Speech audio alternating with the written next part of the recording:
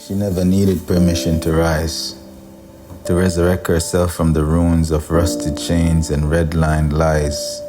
Born with a burden and a blazing brilliance, she was never offered ease, only expectation.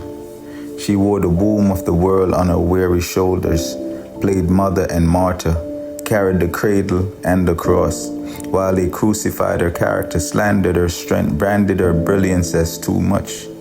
Too loud, too proud, too black, too bold.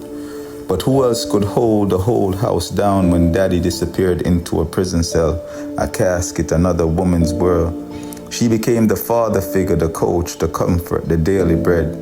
Read bedtime stories and redline policies in the same night. She worked double shifts to cover double standards, made miracles out of coupons and cast iron pots, turned trauma into tenacity and pain into purpose. They judged her hips, but not the weight they carried.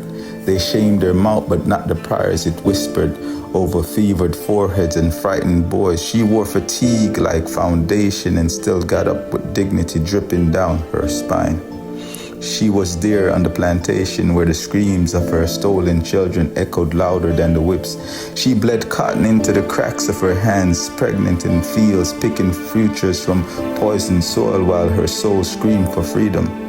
She was raped into silence, beaten to stillness, but she never stopped singing, never stopped running. Harriet held that pistol with prophecy. Sojourner stood with speeches like swords. Ida wrote truth with bullets between the lines. Fanny sang with fire.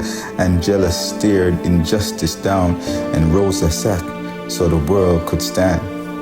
She bathed white babies who grew up to spit in her direction. She washed the clothes of women who'd call her a maid, then locked their doors when her daughters walked by.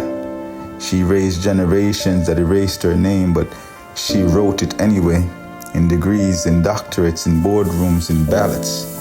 She was the backbone of every movement, but they asked her to stay quiet, look pretty, be soft, be submissive, be smaller than her scars.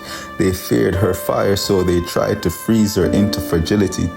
But she melted every mold, burned every box, and still they blame her for failed marriages, loveless nights, and brothers broken by a system that she too survived.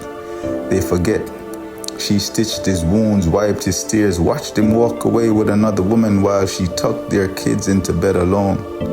They called her bitter, but never better, called her angry, but never justified, called her hard, but never held her long enough to hear the heartbreak between her armor. And yet she glows, even through grief, even through postpartum depression when no one came to check on her, even through menopause when her body turned battlefield again, even when her edges thinned, her smile faded, and the mirror refused to lie. Still she stands, still she ascends, still she graduates at the top of her class, starts businesses out of brilliance and brokenness, out-earns the men who mock her, outlasts the lies that try to limit her.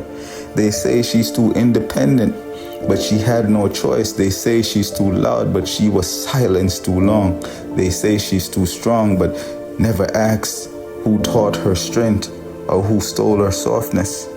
She wanted to be kissed, not just respected, wanted to laugh, not just labeled, wanted a partner, not a project, wanted to dance without judgment, to feel sexy without shame. So the next time you see her with high heels on, head high, don't confuse confidence with coldness, don't call her intimidating, call her incredible. She has survived what most could not stomach and still showed up for you. Black woman, you are not too much. You are the measure. You are the memory of mothers who made nations. You are the melody of a people that would not perish. You are the might of a God who never abandoned you. You never needed permission to rise, to reign, to rest, to be loved loudly, to be whole, to be held. And I see you. I salute you. I stand for you. Not just when you are strong, but when you get tired. Not just when you lead, but when you weep, because you are the revolution. Wrapped in rhythm, the answer before the question, the light after the lynching. You are more than worthy, you are wonderful, and you have always been enough.